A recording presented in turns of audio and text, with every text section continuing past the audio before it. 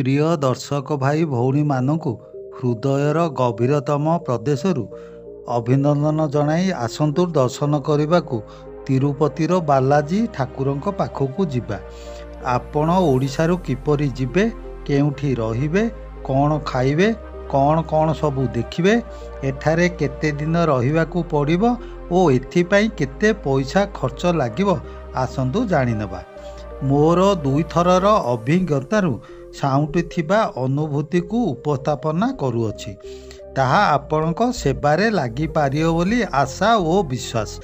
ପ୍ରକାଶ ଥାଉ କି ତିରୁପତି ଠାକୁର ଦେଶର ସବୁଠାରୁ ଧନୀଶାଳୀ ଠାକୁର। ତିରୁପତି ଆମ ପଡ଼ୋଶୀ ରାଜ୍ୟ ଆନ୍ଧ୍ରପ୍ରଦେଶ ରାଜ୍ୟ ଅନ୍ତର୍ଗତ ଚିତ୍ତୋର ଜିଲ୍ଲାର ଏକ ପ୍ରମୁଖ ଧାର୍ମିକ ପୀଠସ୍ଥଳୀ। ତିରୁପତି ଠାରୁ ପ୍ରାୟ 27 କିଲୋମିଟର ଦୂରରେ ସପ୍ତଗିରି ପାହାଡ଼ ଉପରେ ତିରୁମାଳା ମନ୍ଦିରରେ ମହାପ୍ରଭୁ ଭେଙ୍କଟେଶ୍ୱର ସ୍ୱାମୀ ଅଥବା ବାଲାଜୀ ସ୍ୱାମୀ ପୂଜା ପାଉଛନ୍ତି।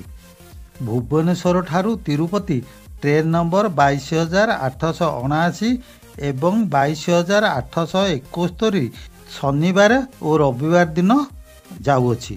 ଓଡ଼ିଶାର ପୁରୀ ଠାରୁ ମଧ୍ୟ ସୋମବାର, ବୁଧବାର, ଗୁରୁବାର, ଶୁକ୍ରବାର ଟ୍ରେନ୍ ନମ୍ବର 17,479 ସିଧା ତିରୁପତି ଯାଉଅଛି। ଏତତ୍ ବ୍ୟତୀତ ପୁରୀ ଠାରୁ ରେଣୁଗୁଣ୍ଠା ପର୍ଯ୍ୟନ୍ତ ମଧ୍ୟ ଟ୍ରେନ୍ ଯାଉଅଛି। ଏହା ବାଦ୍ ଦକ୍ଷିଣ ଭାରତର ମାଡ୍ରାସ ପର୍ଯ୍ୟନ୍ତ ଯାଉଥିବା ଟ୍ରେନ୍ରେ ଗଲେ ରେଣୁଗୁଣ୍ଠା ଷ୍ଟେସନରେ ଓହ୍ଲାଇ ସେଠାରୁ ମାତ୍ର 10 କିଲୋମିଟର ଯିବାକୁ ପଡ଼ିବ।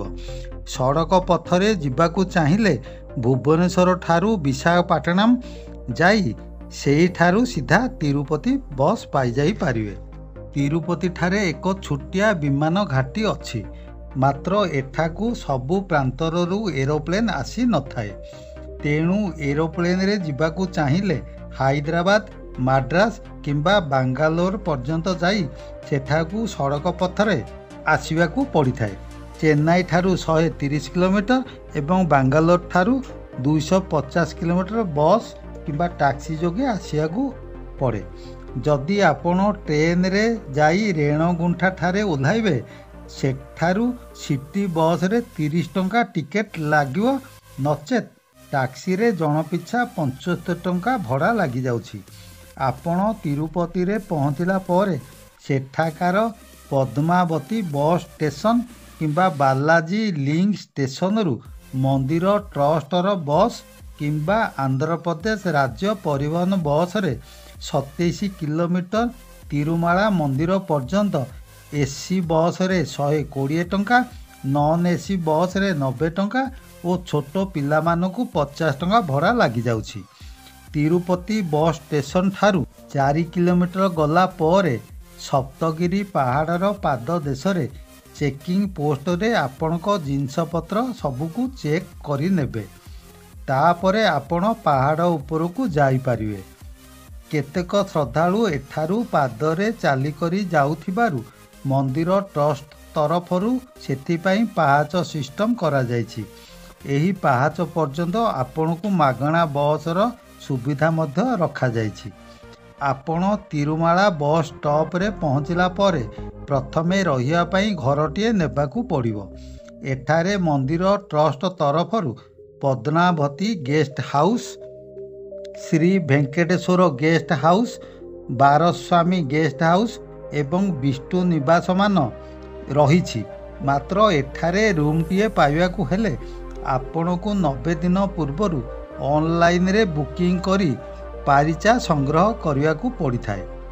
ଏହି ରସିଦ ଓ ଆଧାର କାର୍ଡ଼ ଧରି ରେଲୱେ ରିଜର୍ଭେସନ କାଉଣ୍ଟର ସମ୍ମୁଖରେ ଥିବା CRO ଅଫିସର ARC କାଉଣ୍ଟରରେ ଏହି କାଗଜପତ୍ର ଦେଇ ରୁମ୍ର ବୈଧତା କରାଇବାକୁ ଆପଣଙ୍କୁ 300 ଟଙ୍କାରୁ 1000 ଟଙ୍କା ମଧ୍ୟରେ ପଡ଼ିଯିବ। ତା ଅନୁସାରେ ଘର ପାଇପାରିବେ। ଆପଣ ଉକ୍ତ ସ୍ଥାନରେ 2 ଦିନ ରହି ସବୁ ଦର୍ଶନୀୟ ସ୍ଥାନ ଦେଖି ଆନନ୍ଦ ଉଠାଇବାକୁ ପ୍ରୟାସ କରିବେ। ବିକଳ୍ପ ଉପାୟ ହେଉଛି, ଯଦି ଆପଣ ଅନଲାଇନ୍ରେ ଘର ବୁକିଂ କରିନାହାନ୍ତି, ସେ କ୍ଷେତ୍ରରେ ଅଫଲାଇନ୍ରେ ପାଖରେ ଥିବା ଯାତ୍ରୀ ସଜନ ଦାୟୀ आधार कार्ड देखाई देवस्थानम ट्रस्ट तरफରୁ ବିନା ମୂଲ୍ୟରେ ଲକର ଶୌଚାଳୟ ସୁବିଧା ଥାଇ କେବଳ ବେଡ଼ସିଟ୍ ଖଣ୍ଡିଏ ଯୋଗାଇ ଦେବେ। ଆପଣଙ୍କୁ ତଳେ ଶୋଇବାକୁ ପଡ଼ିବ, କୋଠରୀଟିଏ ପାଇଯିବେ। ରହିବାର ସୁବିଧା ହୋଇ ସାରିଲା ପରେ ଖାଇବା ପାଇଁ ବାହାରେ ସାଉଥ୍ ଇଣ୍ଡିଆନ୍ ଖାଦ୍ୟ ମିଳିପାରିବ। ନଚେତ୍ ତିରୁମାଲା ଟ୍ରଷ୍ଟ ତରଫରୁ ଅନ୍ନପ୍ରସାଦ ଭୋଜନାଳୟରେ ବିନା ମୂଲ୍ୟରେ 2 ଓଳି ଅନ୍ନପ୍ରସାଦ କଦଳୀ ପତ୍ରରେ ପରସା ଯାଉଥିବା ଭୋଗ ଖାଇପାରିବେ।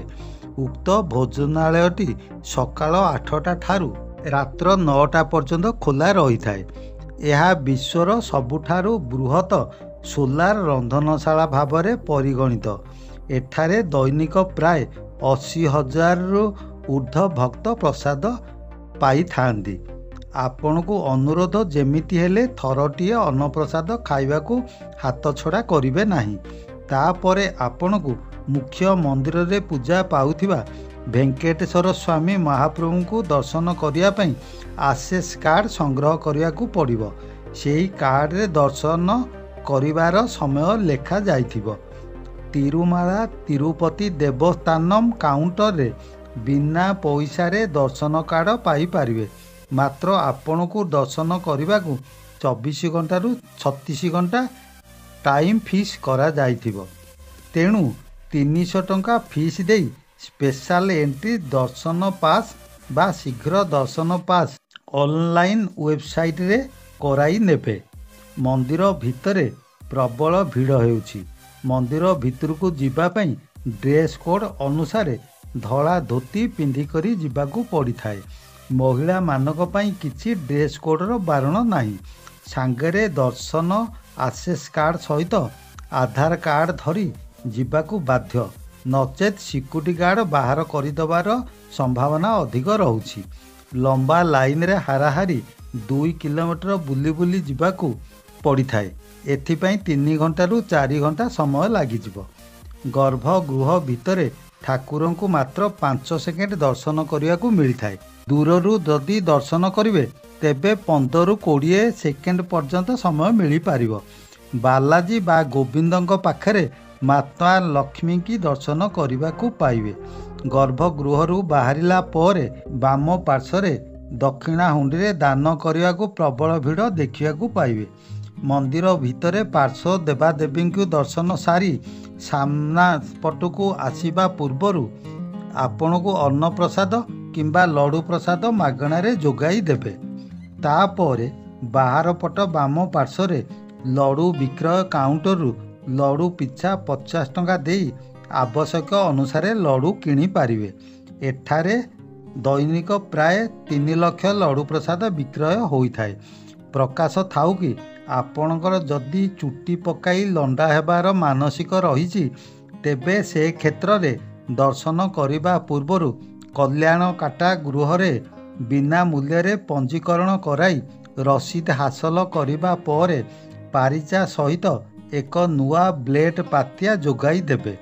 ତାକୁ ଧରି ମନ୍ଦିର ତରଫରୁ ନିୟୋଜିତ ହୋଇଥିବା 1000ରୁ ଉର୍ଦ୍ଧ୍ୱ ଭଣ୍ଡାରୀଙ୍କ ମଧ୍ୟରୁ ଜଣକୁ ଦେଲେ ସେ ପ୍ରଥମେ ଆଣ୍ଟିସେପ୍ଟିକ୍ ପାଣିରେ ମୁଣ୍ଡକୁ ଧୋଇ ଚୁଟିକୁ ଲଣ୍ଡା କରିସାରିବା ପରେ ସେଥିରେ ଚନ୍ଦନ ଲଗାଇ ଦେବେ। ତାପରେ ଆପଣ ପୁଷ୍କରଣୀ ତୀର୍ଥରେ ସ୍ନାନ କରି ନିର୍ଦ୍ଧାରିତ ସମୟ ପୂର୍ବରୁ ମନ୍ଦିର ଦର୍ଶନ ପାଇଁ ବାହାରିବେ। ଏଠାରେ ଦୈନିକ ପ୍ରାୟ 35,000ରୁ ଉର୍ଦ୍ଧ୍ୱ ମାନସିକଧାରୀ ଚୁଟି ପକାଇଥାନ୍ତି। ଏଥିରୁ ହାରାହାରି 5 କୁଇଣ୍ଟାଲ ଚୁଟି ବାହାରିଥାଏ। ତାପରେ ମନ୍ଦିର ସାମ୍ନାରେ ମନ୍ଦିର ଟ୍ରଷ୍ଟ ତରଫରୁ ନଡ଼ିଆ ହୁଣ୍ଡିରୁ 20 ଟଙ୍କା ଦେଇ ନଡ଼ିଆ କିଣି ଭାଙ୍ଗି ସାରିବା ପରେ ଅଧା ଠାକୁରଙ୍କୁ ସମର୍ପଣ କରି ଆଉ ଅଧା ନିଜେ ଆଣିପାରିବେ। ପ୍ରକାଶ ଥାଉ କି ପ୍ରତ୍ୟେକ ଦିନ ସନ୍ଧ୍ୟାରେ ଠାକୁର ପାରମ୍ପରିକ ଭାବେ ସର୍ବସାଧାରଣ ଦର୍ଶନ ନିମନ୍ତେ ସୁନା ପାଲିଙ୍କିରେ ବସି ମନ୍ଦିର ଚାରିପାଖରେ ପରିକ୍ରମା କରିଥାନ୍ତି।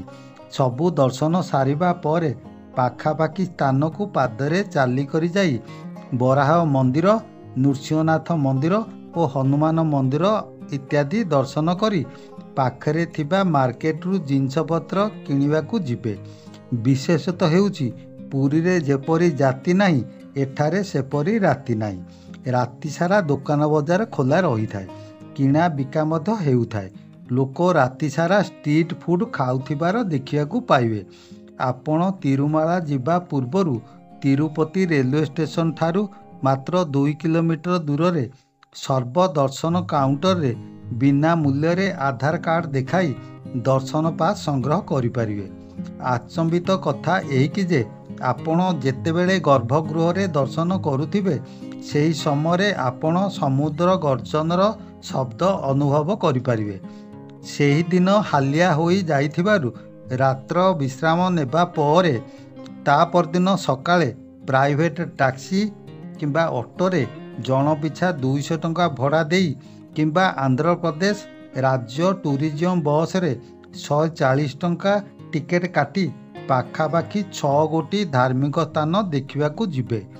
ରହୁଥିବା ସ୍ଥାନଠାରୁ 5 କିଲୋମିଟର ଗଲା ପରେ ପାପ ବିନାଶନ ତୀର୍ଥ ଏବଂ 3 କିଲୋମିଟର ଯିବା ପରେ ଆକାଶଗଙ୍ଗା ନାମକ ଏକ ଛୋଟ ଜଳପ୍ରପାତ ଦେଖିନେବେ।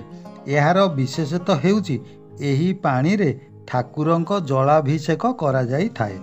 ତାପରେ ଭେନୁଗୋପାଳ ସ୍ୱାମୀ ମନ୍ଦିର ଦେଖିବାକୁ ଯିବେ। ଏଠାରେ ପ୍ରବେଶ ଶୁଳ୍କ 10 ଟଙ୍କା ପଡ଼ୁଅଛି। ଏହାପରେ ଚରଣ ପାଦୁକା ନାମକ ଶ୍ରୀ ଭାରି ପାଦୁଲୁ ଏକ ଟାୱାର ଉପରେ ଦେଖିବାକୁ ପାଇବେ। ଏହାର ପରିବେଶ ମନ ମୁଗ୍ଧକର। ପାଇନ ଗଛରେ ଭରପୁର। ଏହି ସ୍ଥାନକୁ ଯିବା ରାସ୍ତାର ଉଭୟ ପାର୍ଶ୍ୱରେ ସାକ୍ଷାତ ମହାତ୍ମା ଗାନ୍ଧୀଙ୍କ ବେଶଧାରୀ ଲୋକ ପେଟ ପାଟଣା ପାଇଁ ଠିଆ ହୋଇ ଦର୍ଶକମାନଙ୍କ ସହିତ ସେଲ୍ଫି ପ୍ରଦାନ କରି ଦୈନନ୍ଦିନ ଗୁଜୁରାଣ ମେଣ୍ଟାଇଥାନ୍ତି। ତାପରେ ଶିଲା ତୋରଣମ୍ ଗାର୍ଡେନ, ଇସ୍କନ ମନ୍ଦିର ଏବଂ ଚକର ତୀର୍ଥ ୱାଟରଫଲ୍ସ ଦେଖାଇ ଯେଉଁ ସ୍ଥାନରୁ ଯାଇଥିଲେ ସେଠାକୁ ଫେରିଆସିବେ।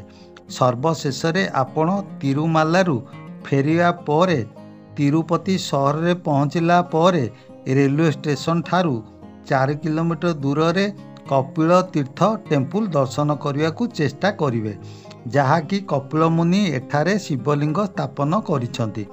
ଏହା ମଧ୍ୟରେ ୱାଟରଫଲ୍ସ ଦେଖିବାକୁ ପାଇବେ।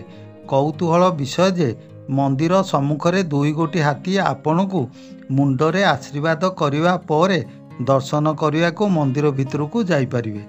ତାପରେ ରେଲୱେ ଷ୍ଟେସନରୁ 300 ମିଟର ଦୂରରେ ଗୋବିନ୍ଦ ରାଜା ସ୍ୱାମୀ ଭାରି ଟେମ୍ପୁଲ ଦେଖି ସାରିବା ପରେ 8 କିଲୋମିଟର ଅଟୋ ଦ୍ୱାରା ଯାଇ ସେଠାରେ ଭେଙ୍କଟେଶ୍ୱର ଜୁଲୋଜିକାଲ ପାର୍କ 60 ଟଙ୍କା ଟିକେଟ କାଟି ହାତୀ, ମହାବଳ ବାଘ, ଭାଲୁ, ହରିଣ ଇତ୍ୟାଦି ଦେଖିବା ସହିତ ଏକ୍ସଟ୍ରା 50 ଟଙ୍କା ଦେଇ ବସ୍ରେ ବସି ସିଂହ ସଫାରି ବୁଲିଯିବେ। ଏଥିପାଇଁ ମୋଟ 3 ଘଣ୍ଟାରୁ 4 ଘଣ୍ଟା ସମୟ ଲାଗିଯିବ। ଆପଣ ଗାଁକୁ ଫେରିବା ସମୟରେ ତିରୁମାଲା ଠାରେ ବାଲାଜୀଙ୍କର ଲଡ଼ୁ ପ୍ରସାଦ ସହିତ ଆକାଶଗଙ୍ଗାରୁ ପାଣି ବୋତଲଟିଏ ସାଙ୍ଗରେ ଆଣିବାକୁ ଚେଷ୍ଟା କରିବେ। ଆପଣ ଗାଁରୁ ତିରୁମାଲା ଯିବା ଆସିବା, ରହିବା, ଖାଇବା, ବୁଲିବା ଇତ୍ୟାଦି ବାବଦକୁ ଜଣ ପିଛା ଖର୍ଚ୍ଚ 4,500 ଟଙ୍କାରୁ 5,000 ଟଙ୍କା ଲାଗିଯିବ। ଆପଣ ଗାଁରେ ପହଞ୍ଚିଲା ପରେ ବୁଲୁ ସାହୁ ଓଡ଼ିଆ ଟୁର୍ ଗାଇଡ଼କୁ ସବସ୍କ୍ରାଇବ୍ କରିବାକୁ ଆଦୌ ପଛଘୁଞ୍ଚା ଦେବେ ନାହିଁ।